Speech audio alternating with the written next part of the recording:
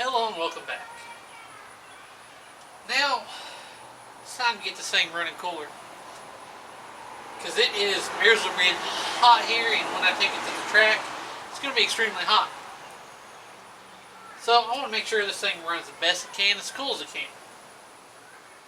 So I got some things to do to this. Also, this radiator's about had it. And I don't want to take the risk of it getting hot and then something happen because it's already leaking anyway. Again, I got some other things planned to do while I'm doing this part right here. During the exhaust videos, the alternator completely failed. The idiot light came on in there. So I went out here, pulled the power from the battery, everything died. So it's not getting no charge. That alternator been on there for who knows how long. It's always been on there as long as I've known. So I'm going to go ahead and upgrade to an internally regulated alternator compared to this. Instead of this, certainly compared with the voltage regulator right there on the firewall. I'm going to go ahead and upgrade it because I can use the alternator later when I upgrade the harness and put the other engine in there. And it should last quite a while being a new one. It just hadn't got here yet. But if you remember from the update video, I've got the radiator, and it's going to make sure the thing runs cool. So I'm going to go ahead and start drain the radiator. If there's any fluid left. Well, it's got fluid. But let's look at that radiator real quick anyway. So I did spill here a little bit, taking it off. You can see it stays full. There's a little seep right there, a little seep here. Just kind of see that this radiator has seen a lot better days. And honestly, it's about time for a new one. You see all that down there? It's pretty rough. I'm just going to go ahead and take care of that. Looks like, I'm not sure what that is right there. Maybe someone tried to patch it. I don't know. But the first thing I'm going to do is go ahead and pull this radiator. Go ahead and just put the new one in.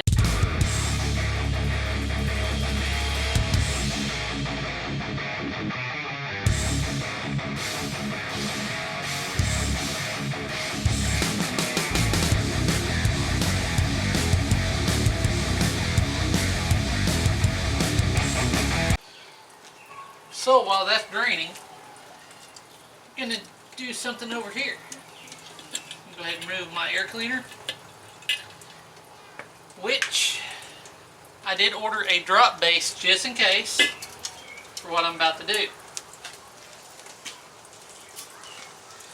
Now this is actually a raised base, and I use one of those plastic adapters to run to the starter AFB because it's 4 and 7/32, where your standard air cleaner now is like 5 and something. So, but I do got the brand new air cleaner adapter ring. 5 1/8 is what it goes up to, which is great. But I did cut that stud down a little bit, because I was like, oh, that stud's sticking up too far. I may have messed up because that plastic ring was broken. And yeah, I did. That's actually where it normally sits up, and it does clear. And I got plenty other all thread to use the stuff. Not sure how well it's going to run after I do this. But I guess I'll find out. Because, it got me a little bit. Could have been a lot worse.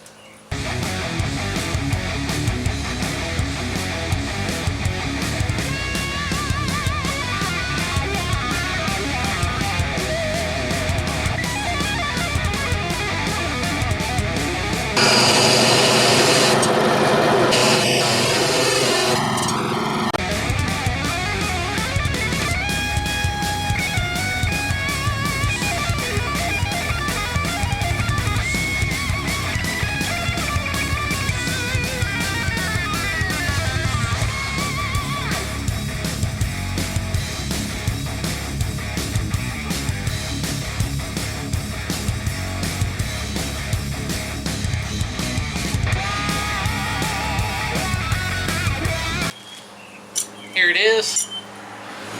So I'm going to try that on there, see what happens. Once I get everything put together, yeah, some people in their vehicles.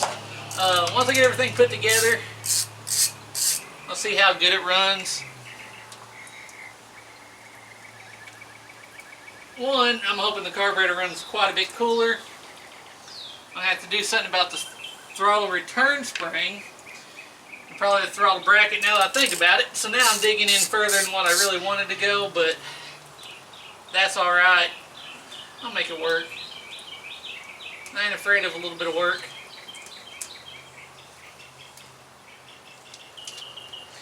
You have a new set of carburetor studs I had off something else, don't remember, but they will work. I've already measured it out for that spacer there. The only thing I got to do is I forgot to drill the holes in it. But that won't take very long to drill new holes through that. They're already marked. I guess I'm probably going to take care of that real quick. Just get this one off.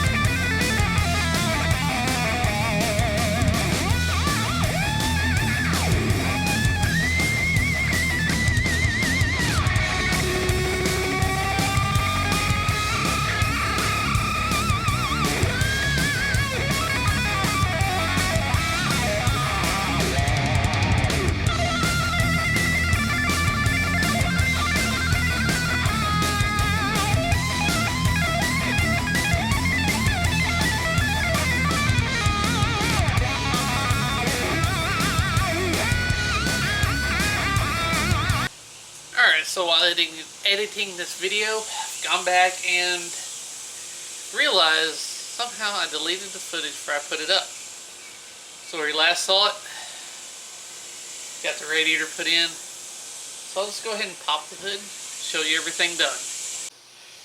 Alright, I was actually able to get the raised base air cleaner back on there with the spacer. No hood clearance issues at all.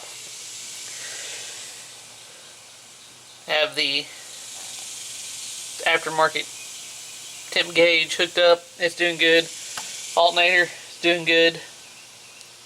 See, no more regulator on the firewall. Looks better. Charging right. New belts. Taking me forever to find them. Radiator's in. It's cooling well. Still thinking about getting rid of this fan and getting a clutch fan. There is water on the ground because it rained pretty good, but no leaks. Transmission cooler is installed in line, so it's helping that turbo 350 cool down. Had to get a new hose here just because of length. I went ahead and got rid of that makeshift spring bracket. Put springs here. Make sure my throttle goes all the way back like it should. Make sure that's working like it should. And in here, there's my gauges right there, aftermarket currently.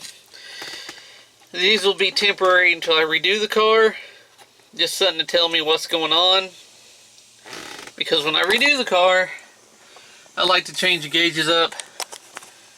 Probably get rid of the clock and this over here and put the gauges up here somewhere. That way I can read everything.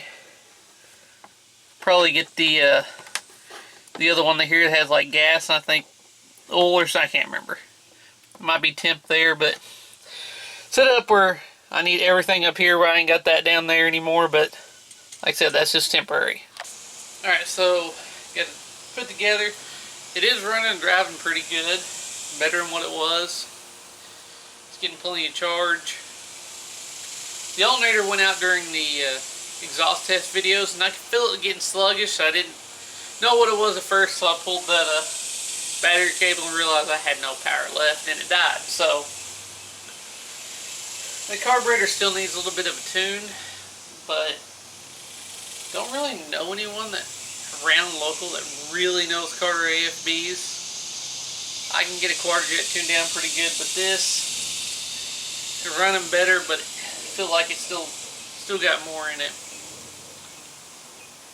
That's fine. It's doing good enough. It's not going to be really fast. It's going to run alright. This engine's probably been in here from what I recall when we was told when we got the car. It's probably been in their 90s, if not longer. So there's no telling how many miles are on this car. It's 2021 after all. And my dad got the car in 2011 or 2012. I got it in 2014. He daily drove it. I obviously don't drive it as often as he does, but no telling how long this motor's actually been in this car. I pulled that intake bolt out right there to remove that throttle return spring bracket, and that bolt looked like it's been in there a while, so there's no telling how long this thing's been together, how many miles on it. Probably pretty well worn out, but it is what it is, and I'll continue to drive it as long as it runs. And the exhaust, it looked like it was smoking a little bit in some of the exhaust videos, but some of those tubes that came from like Flowmaster and some of the other ones, pipes wasn't so bad. There's so much oil on them that I couldn't get it all off. I had to just let it burn off. So other setup basically got it ready to go to the track. So if all goes according to plan, that'll be in the next video you see of this car. I hope you enjoyed this episode. As always, thanks for watching.